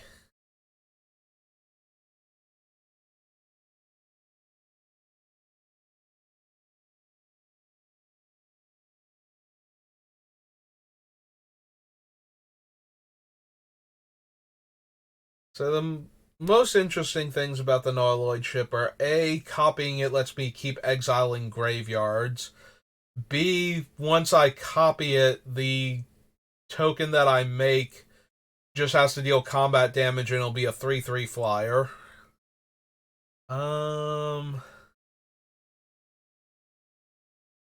yeah, I might be interested in the Nautiloid ship then.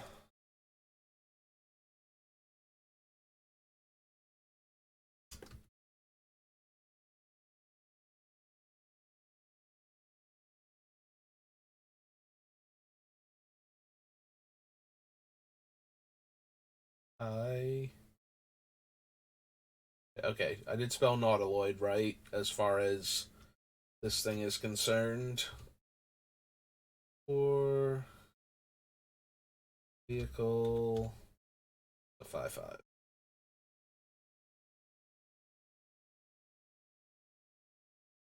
Yeah, it's one too many inches there.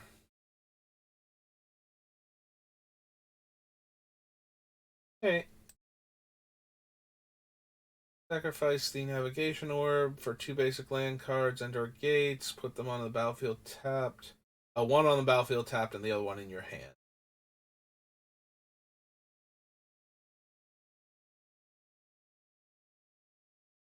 Graveyard, make a 1/1 colorless construct token.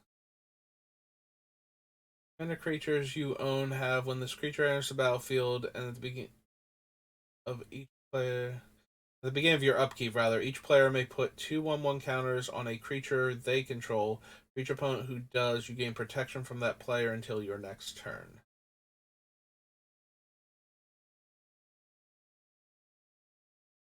Life and Scry 2.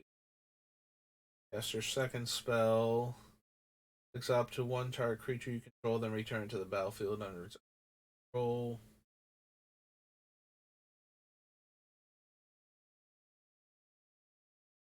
Target legendary creature you control isn't doing anything. Urza.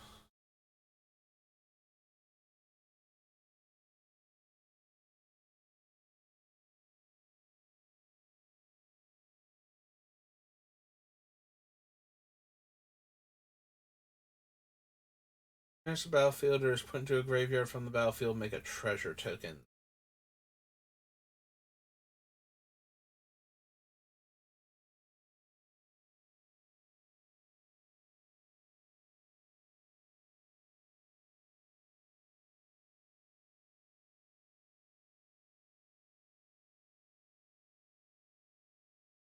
Target non-creature spell for how 7 mana for the dragon. Replicate, tapped horror, exile and insert a sorcery card from a graveyard and copy it. So, creature you control assigns combat damage equal to its toughness. Attacks if you have the initiative, double the toughness of each creature. 1/1s, make 2s, make 3/2/2. Reigns of Power. Alright, from Stronghold. Ari, Merchant of Marvels. You may cast dragon spells and artifact spells as though they had flash. Choose a background. I think we have enough other things that let us cast our artifacts as though they had flash without any. Like, either they're cheaper or they do other stuff, and we don't have dragons, so giving our dragons flash is not good other stuff to have, so.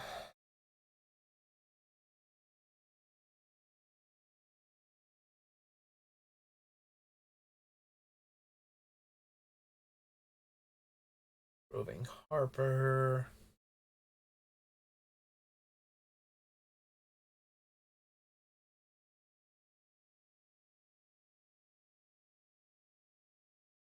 One less to cast for each card you own in exile and in your graveyard that's an instant sorcery or has an adventure. And it has Ward 4. There's the Sapphire Dragon. It's a 7 mana 5/6. When attacks or blocks, you do get to scry too, so that's okay. There's the battlefield. Take the initiative. Taps for 1 or 2 if I have the initiative. Exile cards on the top of my library until I exile a non-land card. Cast it without paying its mana cost, only if I've completed a dungeon. Opponent controls more lands than you. Search your library for a basic plains. Put it on the battlefield. Tap, then shuffle. Choose a creature you control, then each opponent chooses a creature they control with equal or lesser power. If you chose a creature in this way, exile each creature not chosen by any player this way.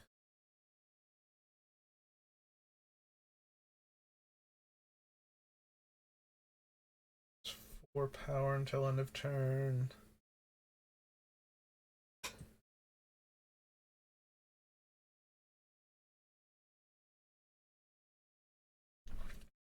Dungeoneer. Selfless Spirit. Savine's Reclamation. Shameless Charlatan. Commander creatures you have 3 mana. This creature becomes a copy of another target creature.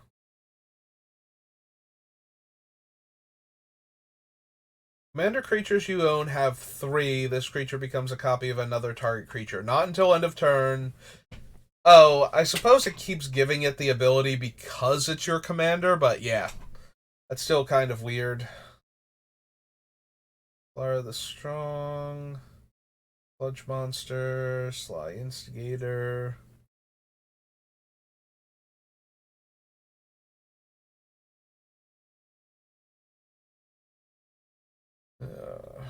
Simulacrum. Squad Commander. together.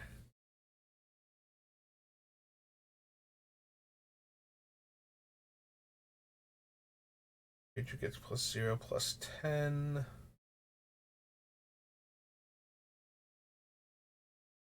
Well, any number of target players' graveyards and draw cards. No.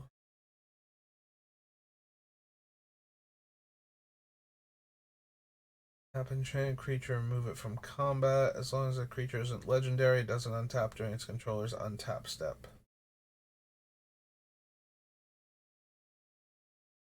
Vendor creatures you have whenever this creature attacks a player. If no opponent has more life than that player, this creature can't be blocked. No.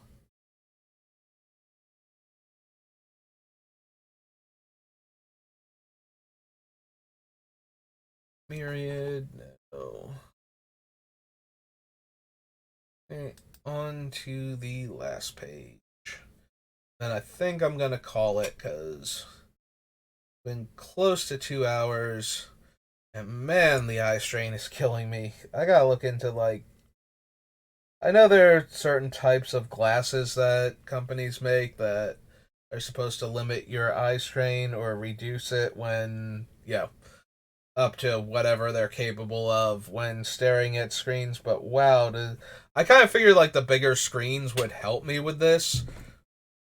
But I have just been feeling so drained once we get like 2 hours into one of these things, like an hour and a half in or something.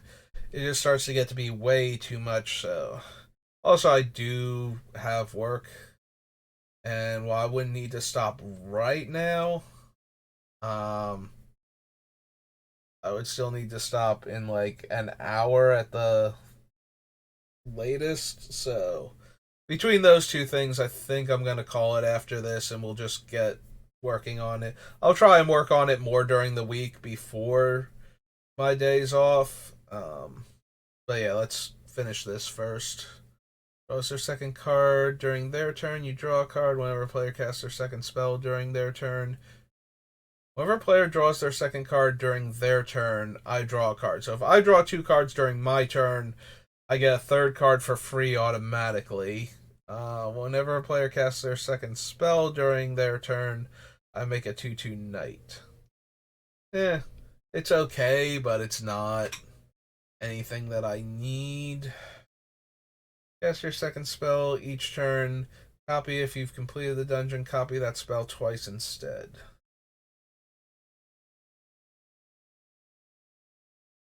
It's okay, but first we have to complete a dungeon, and I'm not even sure we're going to do that. Take the initiative. Whenever a equipped creature becomes blocked, it deals 2 damage to each creature blocking it. So the Trailblazer's Torches that comes into play trigger. So if we have enough things that would actually care about, like if we can get to the point where we can make dozens of copies of the same creature. So now I need to know what the actual reward is for clearing out this dungeon, like what path we're going to take and everything. Because if we can make a dozen copies of Trailblazer's Torch in a single turn and speedrun the dungeon like 2 or 3 times, then I might be interested in doing that if the reward cycle is going to be enough. But I forget exactly what the unique dungeon does, so we'll have to wait until we get to it. Evoker, Unbreakable from it. Ah, there it is, the Undercity. Alright, let's blow this up real quick. I get a basic land to my hand, which will burn through very quickly. 2/1/1 counters. One opponent loses 5 life. Draw a card. 2/1/1 counters. Go to creature, draw a card. Scry 2, go to creature, make a 4/1 menace skeleton. Scry 2, make a treasure, make a 4/1 menace skeleton. And the finale is top 10 cards of your library. Reveal or put a creature card from among them onto the battlefield. With 3/1/1 counters, it gains hexproof until your next turn, then shuffle. So if we were speed running this dungeon, every time we go through trap, we get to deal 5 to the opponent. Then we get to draw a card and get the best creature out of the top 10 cards of our deck, but then we need other ways to give it haste or anything, because if we just put a bunch of cool creatures into play, a lot of our stuff isn't creature naturally. It's an artifact that we plan on copying, especially with how I want to do this deck. So, like, obviously, we're going to have creatures, and they're going to be like worth copying for the most part. But if we're copying the creatures, then we're not running the dungeon again. So,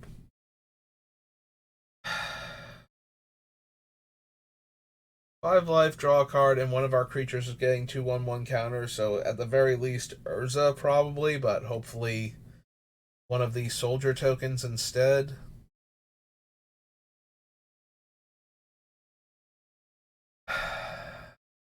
I don't think so. I think we're gonna wind up cutting all of the initiative and even the immovable rod card, because I don't think we have enough reason to want to go into the dungeons with these decks. Like, yes, we can probably speed run the dungeon, but since the creatures aren't going to be our strongest cards, like the non-creature artifacts are probably way stronger in our deck than the creatures are. So, yeah, I feel like we're not getting our value out of the dungeon, despite the fact that we can probably get to a point where we speed run it and just go through like literally spending 4 to 8 mana and complete the dungeon in a single turn cycle.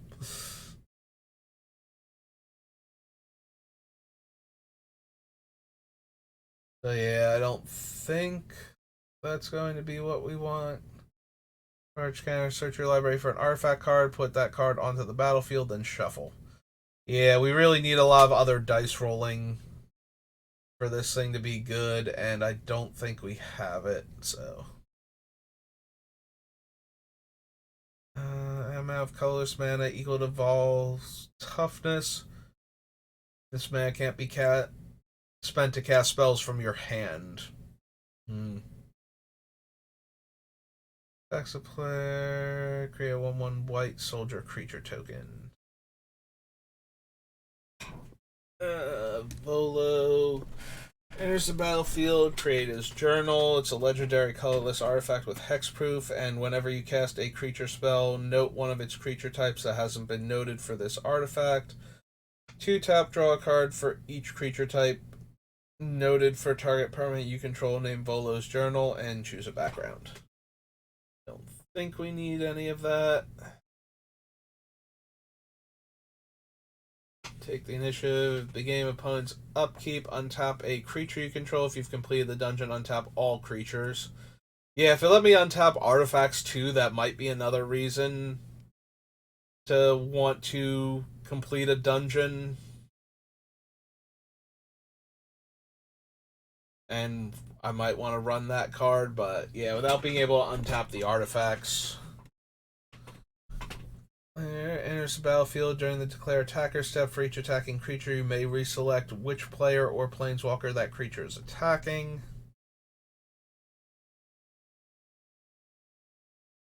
Enters the battlefield, return up to one other target creature to its owner's hand.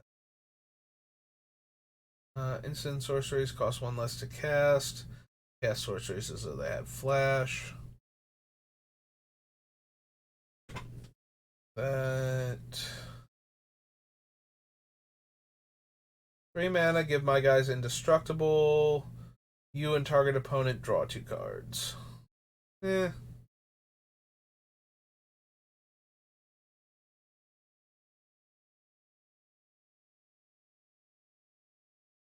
All create. Oh, they are soldier tokens. Okay. And Zelix the Sanity Flayer. Whenever a player mills 1 or more cards, you create a 1/1 black horror creature token. 1 tap, target player mills 3 cards. Alright. So we made it all the way through the Commander Legend set, both of them. So that just leaves the Commander sets, Warhammer, Plane Chase, the two jump starts, and other. So yeah, as long as I can do like a stream or two during the week, Thursday should just be the actual whittling this list down. So Baldur's Gate. Okay, that's gonna do it for me for today.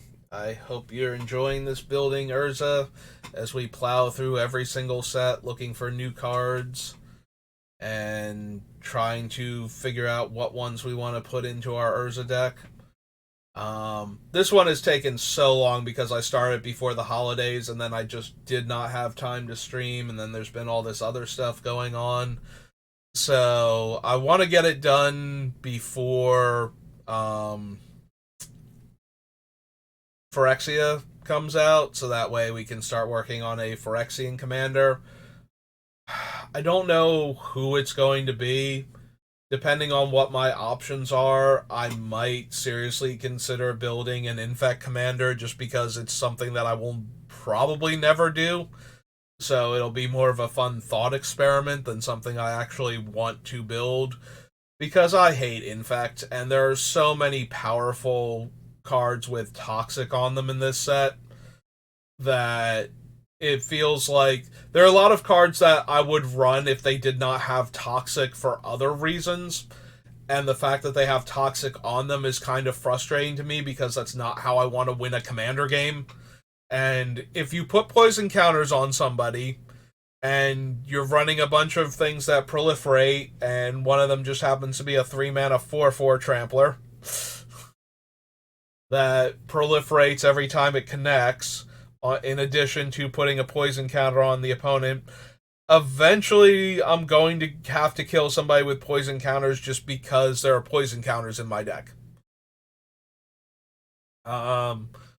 There was a time where I was building, I think it was, what's his name? Volrath. The, bug color, or what's the guild? Sultai.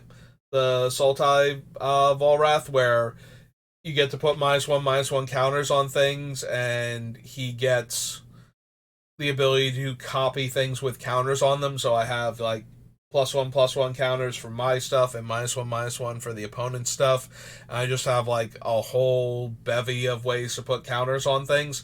So of course I want to run a lot of proliferate cards with all of these counters running around, and there's a Drake from New Phyrexia, like the first time, that is a 1/4 flyer that you can spend 4 mana to proliferate.